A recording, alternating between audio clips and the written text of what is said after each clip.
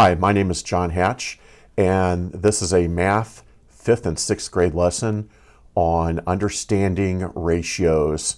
And what you need today is a piece of paper, but what would be great is if you have a notebook that you can keep your math notes in, and also a pencil. Our standard for today is RPA1. Understand a ratio as a comparison of two quantities and represent these comparisons. A ratio is a comparison of two numbers or values, quantities. And there are three ways to write ratios. The first way to write a ratio is in word form.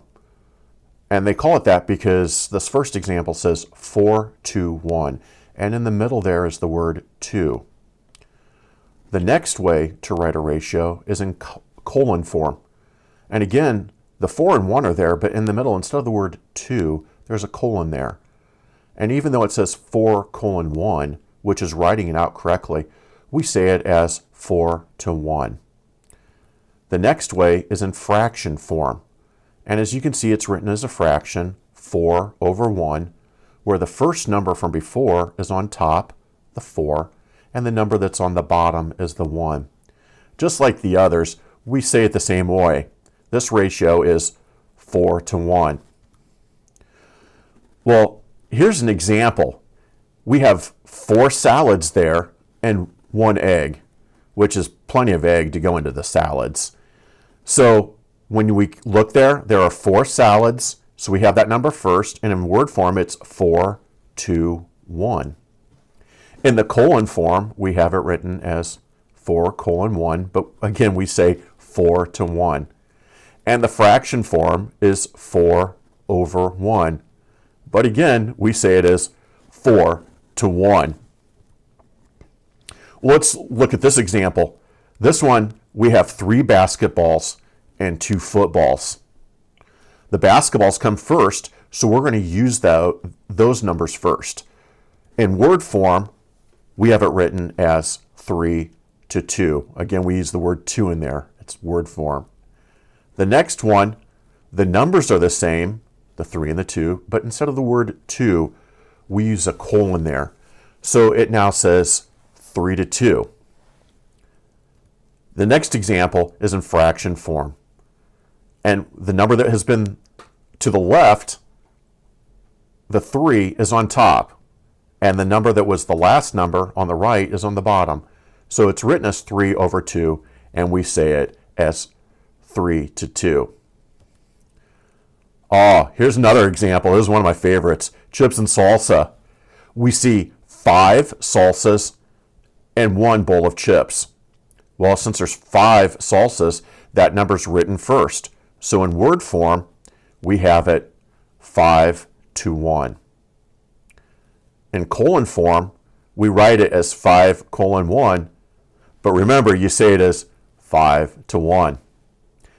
And the last example that I'm showing you is in fraction form, and it's 5/1 as it's written out. But again, you say it as 5:1. All right, so we're going to do a review real quick. How many ways are there to write the ratios? There are 3 ways to write the ratios. Those are in word form, in colon form, and in fraction form. All right, let's try a few together. So when we work on these together, we see that there are 6 peas in that pod. We also have 1 carrot. So the number that comes first is the 6, and then the 1 in our comparison. So let's look at this one. We're going to write it, in word form, and in colon form, and in fraction form. So the first one in the word form, it says 6:1. The colon form, 6:1, but we pronounce it as 6:1. The fraction form is 6/1, but as always, we pronounce it as 6:1. Let's look at another example together. This one shows bats and baseball bats and baseball gloves. there are 4 bats and there are 9 baseball gloves. So the number that comes first in this, when we show up together, there are 4 bats. So that number is going to be written first, and the 9 gloves will be written second. The first one is going to be in word form, and this says 4 to 9. In colon form, we are going to write it as 4:9. It said 4 to 9. And the last one in fraction form is 4 over 9, but we say it as 4 to 9. All right, let's do this example right here. Oh, this is one of my favorite snacks. This usually comes out like around Halloween time when they have candy corn. And the best combination is to have 5 peanuts to 2 candy corns. Next Halloween, try that. In word form, we put that first number there, and it's 5 to 2. That's the best ratio of peanuts to candy corn. The next one, in colon form, we write it as 5:2. But again, we say it as 5 to 2. And the next one, it's fraction form, and we write it as, yeah, you're right, 5 is on top, then 2 is on the bottom. But we say it as 5 to 2. All right, now we're getting to the point where we're going to try it on your own. So these are the ones to see that you can get them without my help. Let's look at these examples. So we have kids and bikes. On the first one, when we count the kids, we are counting 1, 2, 3, 4 kids, and then we have 1 bike. And the next example, we have 3 kids, and we have 2 bikes. And the last example, we have 3 bikes, and how many kids are there? 1, 2, 3, 4, 5, 6, 7. They'll be sharing those. So we're going to write out these ratios in word, colon form, and fraction, and we're going to write them out for all 3 of those. So we're going to take a little break to let you write those, and then we'll be right back with it.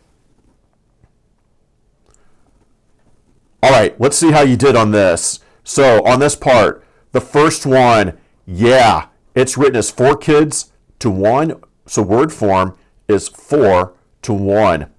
The next one you wrote it in was colon form, and that's written as 4:1, 4 to 1. Nice job.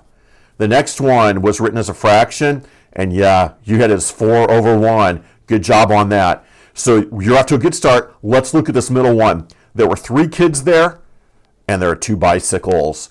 Word form comes first. Good. 3 to 2 is the way it was written out. The next form we're going to look at is colon form, and that is 3:2. The next one is the fraction form, and it is 3 over 2. And again, on all those, we say it as 3 to 2. All right, it looks like you're doing a nice job. On the last one, there are 3 bikes. There are 7 kids. In word form, it's 3 to 7. It's okay that the smaller number is in front because those bikes came first. Colon form is 3 to 7, and fraction form is 3 over 7. So that was a really, really good job. In review, a ratio is a comparison of 2 numbers or values or quantities. And the way that those can be written out is in word form, as in 4 to 1, colon form, as in 4 to 1 with the colon in the middle, or fraction form, 4 over 1. Hey, here's some homework for you to try as extra or additional practice. And on that one, when you count the squares, there are 14 squares and there are 6 triangles. So when you look right here, they wrote it out as 14:6, which is 14 to 6. All right, so when we go over here, this is it for our lesson today. And it has been a pleasure to do math work with you guys. And I can't wait to see you again next week. Hope you did a great job on understanding ratios. See you later.